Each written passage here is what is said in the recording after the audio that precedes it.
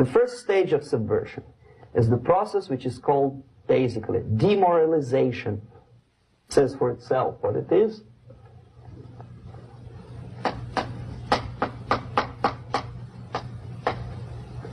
It takes from,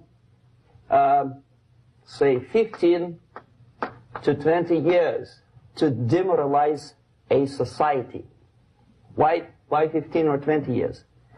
This is the time sufficient to educate one generation of students or children. One generation, one lifetime span of a person, a human being, which is dedicated to study, to shaping up the outlook, ideology, personality. No more, no less. Usually it takes from 15 to 20 years. These are the areas of application of subversion. What it means exactly. In case of religion, destroy it, ridicule it, replace it with various sects, cults, which bring people's attention, faith, whether it is naive, primitive, doesn't really matter. As long as the basically accepted religious dogma is being slowly eroded and taken away from the supreme purpose of religion, to keep people in touch with the supreme being, that serves the purpose. Therefore, replace it, accepted, respected religious organizations with fake organizations. Distract people's attention from the real faith and attract them to various different faiths. Education.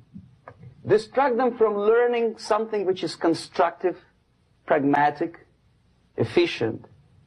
Instead of mathematics, physics, foreign languages, chemistry, teach them history of urban warfare, natural food, home economy, your sexuality, anything, as long as it takes you away. Okay? Social life. Replace traditionally established institutions and organizations with fake organizations. Take away the initiative from people. Take away the responsibility from naturally established links between individuals, group of individuals, and society at large, and replace them with artificial bodies. The bodies of people, groups of people, whom nobody elected.